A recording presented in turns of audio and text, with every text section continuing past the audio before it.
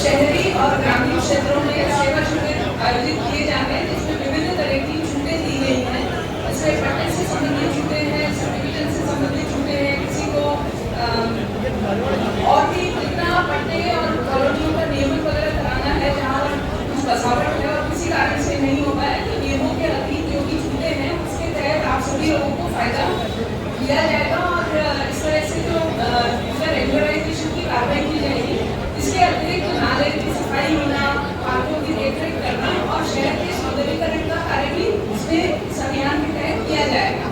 आप सभी लोगों से मैं ये निवेदन करना चाहूंगी, जनप्रतिनिधि वगैरह जो है वो आप ये प्रयास करें कि आपके एरिया में जो कार्य हैं उनको थोड़ा सा आप अपनी तरफ से प्रयास करते हुए कोशिश करें कि जो जो छूटें हमारे को मिली है उनका फायदा उठाते हुए नगर निगम से मेरे कार्यालय में, कलेक्टर साहब के कार्यालय में आप बताएं ताकि हम इनका दुरुस्ती की जा सके, इनको पट्टे दिए जा सके, जो भी रिलैक्सेशन जो है उनका फायदा लिया जा सके।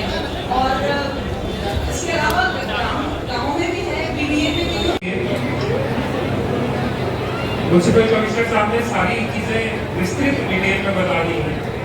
मैं संक्षिप्त में 2 लाइनों में बस इतनी चीज कहना चाहूंगा। सरकार ने काफी छूटें दी हैं। भरतपुर के बीच में अभी काफी स्कोप है। बहुत सारे लोगों का बिल्डिंग परमिशन नहीं है, बहुत सारे लोगों का नियमन नहीं है, बहुत सारे लोगों का पट्टा नहीं है।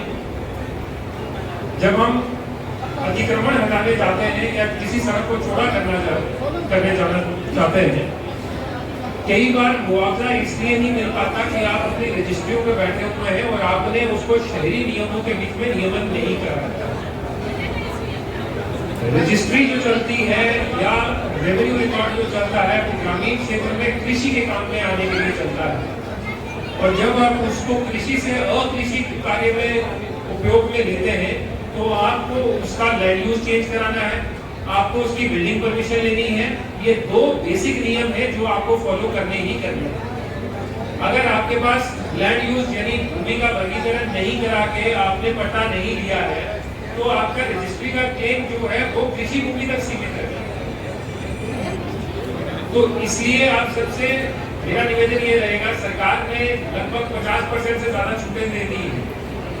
2500 रुपए में बिल्डिंग परमिशन 250 स्क्वायर फीट की या उससे ऊपर की भी छूटें दे दी है। तो ये कल को आप अगर कभी भी सरकार से आपको मुआवजा लेना है या कोई और चीज होनी है तो उसमें भी आपका स्ट्रक्चर का वैल्यूएशन भी उसका पार करना। जब आपने खुद ही नियम फॉलो नहीं कर रखा तो आपको कोई भी कॉम्पनसेशन, कोई भी मुआवजा मिलना संभव नहीं हो पाता। तो साथ ही साथ में बहुत सारी पुरानी जो कॉलोनीज है, कच्ची बस्तियां हैं, वो बसी हुई है, उनको लोन नहीं मिल पाता। तो मेरा आप सबसे रिक्वेस्ट ये है कि जो छूटें मिली है सरकार की तरफ से, भारी छूटें हैं, 15 जुलाई तक ये कैंप्स रहेंगे। आप नगर निगम आए, बीडीए का एरिया है तो बीडीए में आए और दोनों जगह पे हेडक्वार्टर पे कैंप्स लगे हैं, वहाँ पे आके आप ये छूटें प्राप्त कर सकते हैं। किसी को कोई समस्या आती है तो मेरे कार्यालय में या समाज के कार्यालय में या कमिश्नर साहब नगर निगम या बीडीए कमिश्नर साहब के यहाँ पे आ सकता है।